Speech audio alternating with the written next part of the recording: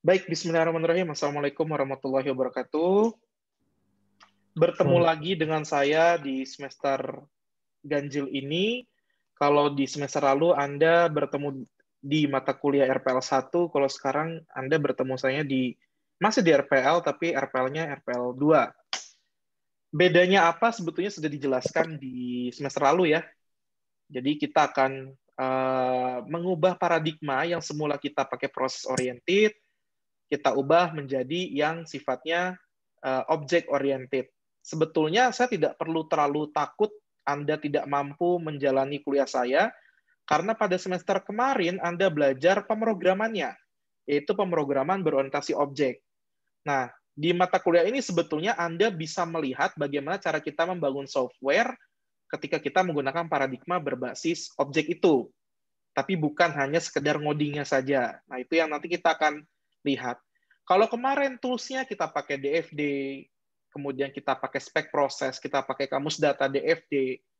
Nah, apakah nanti di dalam pertemuan kali ini kita akan pakai tools yang sama atau berbeda? Nah, sebetulnya kalian juga sudah tahu bocorannya ya.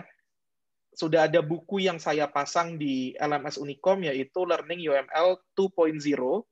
Ya udah jelas, itu adalah alat nanti untuk kita modelingnya. Kita pakai UML atau Unified Modeling Language.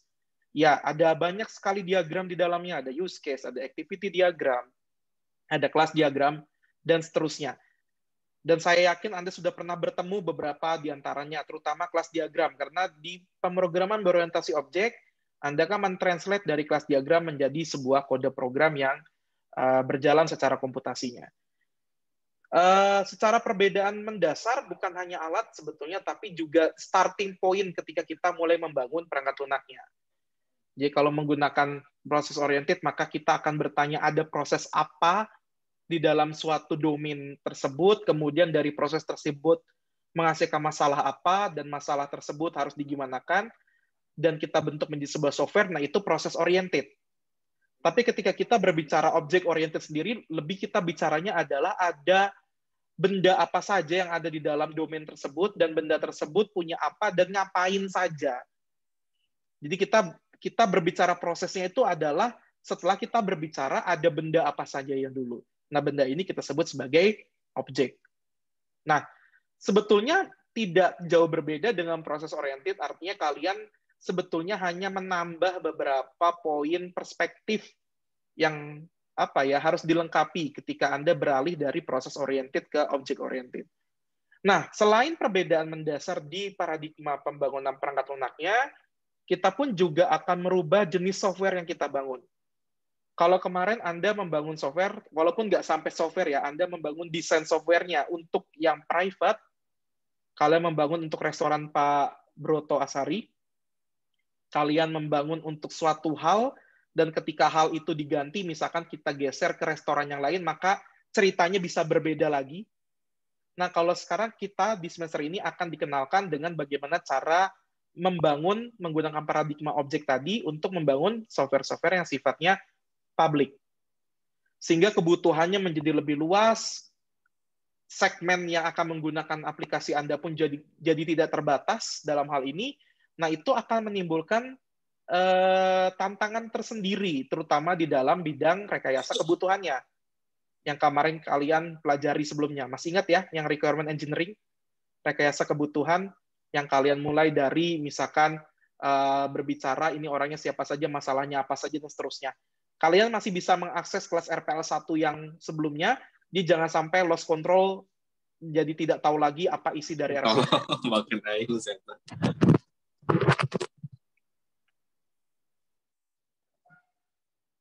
Oke.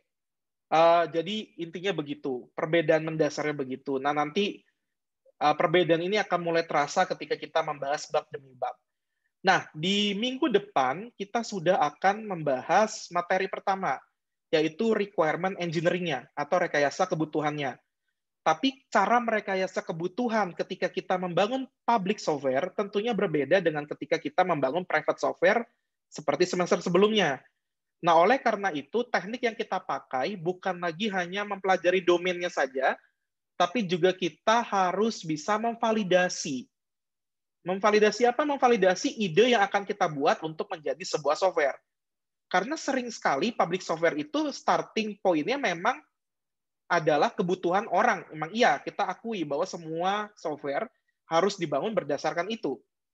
Tapi kan kebutuhan orang itu punya solusi yang bisa saja belum tentu fungsi yang kita hasilkan. Nah, kita harus bisa dulu memvalidasi apakah benar fungsi yang kita bangun itu benar-benar dibutuhkan untuk menyelesaikan masalah tersebut.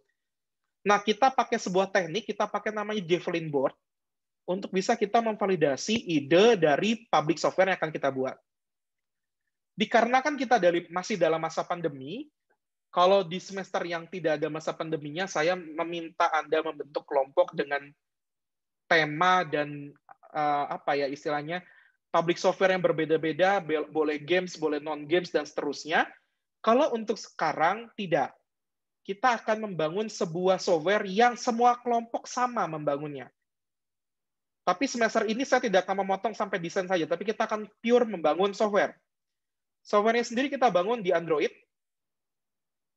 untuk si user umumnya, dan untuk user yang sifatnya administrator atau untuk administration-nya, kita pakai website. Jadi kemampuan Anda memanfaatkan API, kemudian kemampuan Anda untuk mengkonekkan antara front-end dengan back-end, melihat kebutuhan yang separate, yang berbeda, itu menjadi hal yang penting. Tapi temanya tetap, karena ini masih masa pandemi, saya akan kurangi bobotnya. Inti dari tugas besar kalian adalah membuat aplikasi diet. Itu intinya. Jadi semua kelompok akan membuat aplikasi Android, bisa berbeda-beda, karena otomatis desain juga kan pasti bisa beda-beda ya. Desain interaksinya beda-beda. Nah, itu juga harus dipelajari kembali, karena kemarin di tugas yang sebelumnya saya masih melihat ada kelompok yang belum mempelajari material design. Sehingga ketika mendesain itu masih pakai konsep desain yang from scratch. Nggak apa-apa sih, cuman ya menurut saya terlalu jelek desainnya. Saya harus ngomong jujur ya. Cuman nilai saya up. Nggak mungkin kalian nilainya segitu sebetulnya aslinya. Nah, untuk semester sekarang saya nggak mau meng-up. Saya kurangi bobot tugasnya, saya samakan temanya, jadi biar nanti kita bisa bersama-sama memvalidasi ide. Kemudian, karena memvalidasi ide itu kan harus melibatkan orang lain ya. Harus melibatkan entah komunitas, entah orang lain, tapi kita masa pandemi, agak susah. Jadi nanti saya akan meminta 5 orang dosen untuk menjadi perwakilan user kalian. 1 orang dosen mewakili 20 suara orang umum. Jadi nanti kita akan buat forum, dan Anda memvalidasi ide yang Anda tawarkan, itu melalui forum tersebut. Kebayang ya? Jadi kita lakukan semuanya online. Tidak Anda harus ke jalan lalu bertanya ke orang, kuesioner atau wawancara yang mendalam. Nah, itu nggak perlu. Jadi kita akan lakukan semuanya online by forum diskusi. Dan orangnya pun Anda nggak perlu cari, karena 5 orang dosen itu akan saya invite ke forum diskusi. Oke, itu secara umum gambaran yang akan kita hadapi 1 semester ke depan. Sekali lagi, tugas besarnya membangun sampai jadi software, sampai berjalan. Fungsi dasarnya, saya bilang tidak seluruh fungsi ya, fungsi dasarnya berjalan. Seperti itu. Oke, kalau secara umum aturan ya sama, kita kuliah juga semester lalu sudah online, aturannya sama, daftar hadir saya kasih waktu tidak hanya hari itu, tapi saya kasih waktu yang cukup lebar. Cuman bedanya kalau kemarin kan saya minta Anda mengisi form ya. Mengisi form, lalu nanti saya pindahkan form tersebut ke si akad, sehingga kalian bisa meriksa. Kalau sekarang, saya akan memberikan aktivitas kecil-kecil di setiap minggunya untuk Anda kerjakan secara pribadi, karena itu dikerjakan sekitar 15 menit juga cukup. Hanya feedback saja, sekedar feedback untuk kalian tuh kemampuan mencernanya sejauh mana. Itu mulai saya akan berikan minggu depan. Bayang ya? Jadi misalnya saya jelaskan tentang validasi ide, kan slide udah dibagikan duluan tuh, jadi kita pakai flip classroom, materi udah saya bagikan, kalian seperti biasa, Zoom saya hanya akan aktifkan sebentar, untuk tanya jawab dan untuk overview dari materinya. Saya nggak akan menjelaskan full 1 buah slide itu seperti apa kontennya, mangga Anda tanyakan langsung apa yang nggak jelasnya. Kemudian, habis itu saya akan berikan aktivitas kecil. Apa aktivitas kecilnya ya? Nanti Anda akan tahu seperti apa. Yang tolong itu dikerjakan di waktu yang saya tentukan. Kalau sudah dikerjakan, maka itu akan menjadi daftar hadir Anda. Kebayang ya? Apakah tugasnya dinilai atau tidak ya nanti akan saya beritakan. Nah, seperti biasa, oh tugas ini tidak dinilai, tugas ini dinilai, dan seterusnya. Dan Anda hafal saya bahwa saya tidak gemar membuat tugas yang dinilai, jadi tenang aja. Cuma saya butuh itu untuk rekap daftar hadir. Jadi pastikan checklist biru, kan kalau di LMS itu ada checklist biru ya, sebelah materi ataupun juga sebelah tugas bertanya, itu terchecklist biru ya berarti kehadiran Anda pun juga masih bisa dibuktikan dengan cara beraktivitas di LMS. Konsep belajarnya masih sama, kita menggunakan konsep flipped classroom, artinya materi saya bagikan seminggu sebelumnya, Anda pelajari, Anda bertanya, lalu Zoom hanya diaktifkan untuk menjawab pertanyaan dan overview materi yang mungkin masih perlu dibahas di dalam kelas. Oke, kalau aturan itu saja, kemudian yang membedakan, mulai minggu depan wajib nyala kameranya. Di posisi kalian adalah posisi yang siap belajar. Kemudian juga kuota bantuan dari Kemendikbud sudah masuk hari ini, harusnya Anda bisa cek di aplikasi-aplikasi, tergantung kalian pakainya apa, Telkomsel atau apa segala macam, itu sudah masuk, jadi kalian bisa manfaatkan itu untuk bisa kuliah. Lalu mengakses website dari Unicom juga, mengakses website yang milik Unicom juga gratis, tidak hanya LMS. Perwalian pun juga sama gratis. Siakat pun juga sama gratis, asal pakai kuota dari Kemdikbud itu. Silakan dicek ya. Oke, paling itu saja secara umum. Saya sudah buka materi untuk minggu kedua ya, di LMS, Anda bisa cek. Ada validasi ide, Anda pelajari dulu seperti biasa, nanti saya akan kasih overview-nya dan kita mulai tanya jawab. Saya harapkan kalian jauh lebih aktif dibanding semester lalu, bertanyanya pun juga jauh lebih banyak seperti itu. Oke, kalau dari saya sih itu, ada pertanyaan nggak? Kalau untuk buku juga saya pakai 2 buku ya, sembari buku yang RPL 1 juga masih digunakan, tambahan bukunya adalah Learning UML 2.0, kemudian yang satu lagi adalah UML for Games Developer. Kenapa? Ya, walaupun kita tidak membangun aplikasi game ya, kita membangun aplikasinya untuk diet itu, cuma kan nanti bentuknya juga bisa salah satunya games, bisa aja dalam bentuk games, jadi untuk membantu diet tersebut.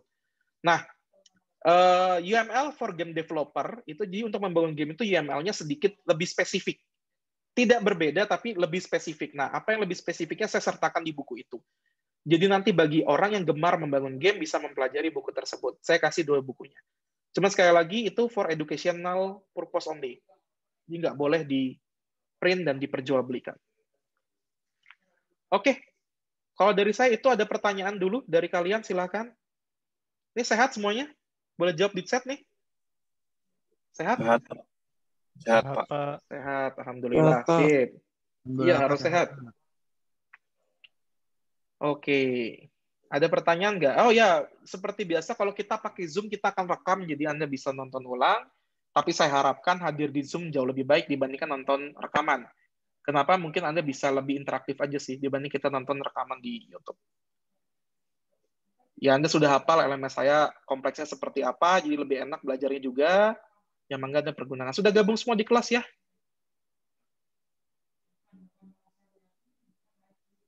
Boleh jawab di chat untuk bisa ngelihat keaktifan kalian nih. Karena waktu semester lalu ada yang lagi tidur dan segala macam. Sudah, oke, sip, aman berarti. Oke, channel grup dimanfaatkan seperti biasa untuk berkomunikasi, bertanya, dan segala macam. Jadi jangan lagi bertanya PM ke saya. Manfaatkan grup Telegram. Kemudian LMS juga saya akan manfaatkan full untuk bisa kuliah dengan Anda. Oke, kalau tidak ada pertanyaan, silabus pun juga sudah saya berikan ke Anda. Jadi Anda bisa tahu pertemuan 1 sampai pertemuan 16 mempelajari apa, tapi intinya ya tadi sudah saya jelaskan silabus itu ngapain sih. Dan di akhir kelas nanti, Anda diharapkan mampu membuat aplikasi yang sifatnya publik atau software yang sifatnya publik menggunakan paradigma pemrograman berorientasi objek. Dan bisa menjalani prosesnya satu persatu, walaupun in the end, kalian harus bisa menentukan kalian akan punya peran yang lebih di bagian yang mana. Apakah di bagian desainnya, apakah bagian direkayasa kebutuhannya, apakah di bagian analisisnya, atau implementasi dan testingnya. Itu akan ditentukan oleh Anda kemudian hari. Oke, terima kasih sudah mau hadir dan mendengar penjelasan saya. Minggu depan kita kuliahnya di jam 12.30 ya. Kalau nggak salah yang kelas IF6 selesai 12.30 ya? Atau jam berapa? Jadwal kita seharusnya jam berapa sih? Kan kita kan dimaju nih, jam tadi 10.45. Selesai kelasnya Pak Iqbal jam berapa?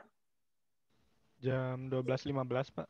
Oke, 12.15. Saya kasih waktu istirahat 15 menit dulu ya, buat sholat dulu.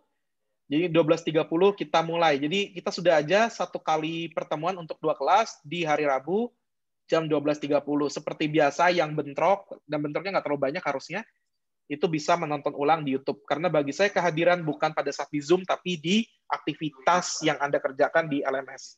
Bisa dipahami ya semuanya? Bisa, Pak. Oke. Kalau sudah, terima kasih banyak. Sampai jumpa minggu depan. Silakan pelajari materi yang sudah dibuka dari sekarang. Minggu depan pun juga saya akan launching penjelasan tugas besarnya seperti apa. Jadi Anda bisa mulai kerjakan dari minggu kedua perkuliahan. Terima kasih. Assalamualaikum warahmatullahi wabarakatuh. Waalaikumsalam warahmatullahi wabarakatuh.